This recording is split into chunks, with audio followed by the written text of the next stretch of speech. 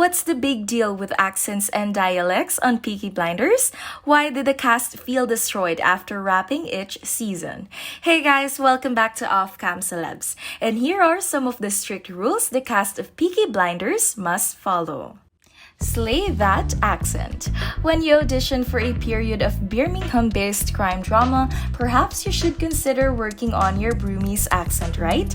Well, this request apparel to be pivotal for Peaky Blinders cast.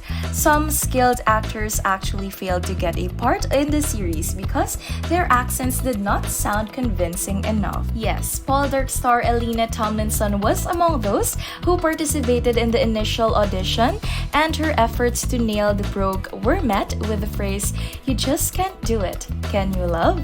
Rumor has it that the showrunner Stephen Knight really wanted Jason Statham in the cast list. Reportedly, the actors refused due to his packed schedule, but well, accents are definitely not amongst his strengths, and each of the established stars of the show have their own secrets to speaking more or less authentic Brumie.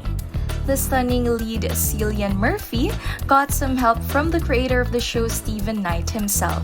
He's a proud Birmingham son. Accordingly to Murphy, the accent masterclass happened at the Real Garrison pub and quite a Duncan Saturday. His on-screen frenemy Helen McCrory, aka Polly Gray, credits her to the stage co-star Julie Walters for her acquired Brumie articulation. However, the main positive contributor to that skill was none other than the Ozzy Osbourne. He might not even know that. The actress shared that she watched the endless videos of Ozzy to replicate his signature brogue.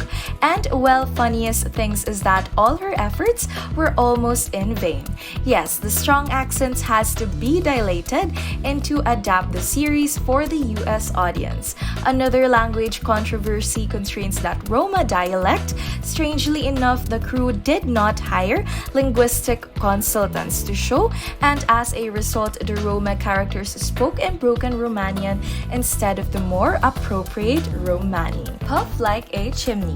Smoking is an integral part of the Peaky Blinders lifestyle, and it reflects the alleged reality in between the wars. We hardly ever see a scene without anybody clicking their lighters or puffing a cigarette, and smoking has additional symbolism for the series. It indicates the deep level of stress the characters experience. So, are all the actors heavy smokers in real life? Else, how have they managed not to ruin their lungs with such expressive tobacco consumption? The truth is that for filming purposes, the crew used nicotine-free cigarettes, as Murphy mentioned in an interview. "I don't smoke, but people did smoke all day and night, and then I use herbal rose things. They're like my fave 5 times a day." I asked the prop guys to count how many we used during the series, and it was 3,000. The McCrory shared that those herbal rose cigs they chain smoke have a horrible taste and smell a bit like cannabis. Yet smoking was the least harmful addiction were featured in the series, as Peaky Blinders went hard on drugs. Harry Kearton, aka Finn Shelby, even got lessons on how to snort the phony coke properly.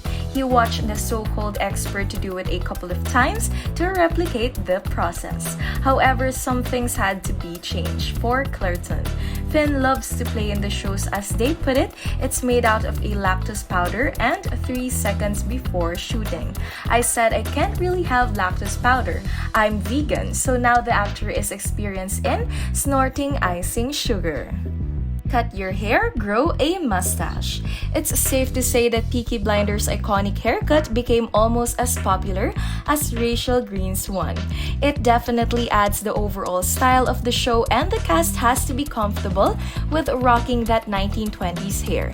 But what's now seen as trendy used to be purely practical decision during the First World War. As Stephen Knight said, soldiers shaved their heads to avoid nits and other parasites, so So, did the cast enjoy bringing the new hairstyle trend to life? Murphy confessed that he initially hated Tommy's haircut and was shocked to find it so popular amongst fashionistas after the show was aired. Perhaps the series' influence on mainstream culture eventually softened his attitude towards the cast. Apart from the hair, the series also brought back the trend for Peaky Blinders. Many celeb fans of how show made those hats part of their regular wardrobe like the Beckhams. While the leading Shelby has no mustache or beard, some other important characters do. For Arthur and Alfie Solomons, their facial hair makes their image. In his September interview with digital spy Sam Claflin, who plays the real-life politician Oswald Mosley, revealed his preparations for the season 6 with the phrase, "I'm going to tack out already. I'm ready now."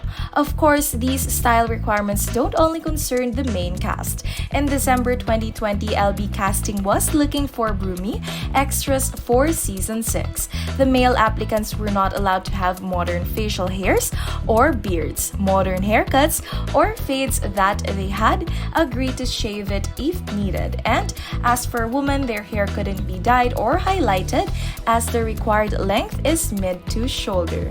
Embrace method acting. Usually, when actors are on set in between scenes, they tease each other and talk about various distracting stuff. That's their reality check, especially when they play intense characters. But it looks like there wasn't much fun on the set of Peaky Blinders. In his interview with enemy Alexander Siddig, who played Polly's love interest, Ruben Oliver, in season 3, he said he felt very much on the outside. He elaborated, "It's not fun, it's full on.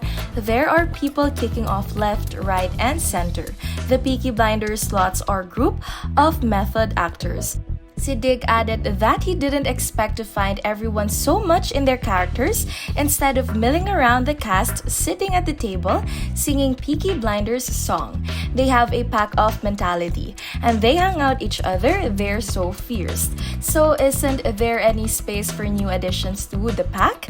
Well, as long as you're okay with the going method and keep playing your part off screen, you're welcome. Yet that doesn't mean the atmosphere was hostile, as Siddig explained they're lovely people obviously, but they're in their characters.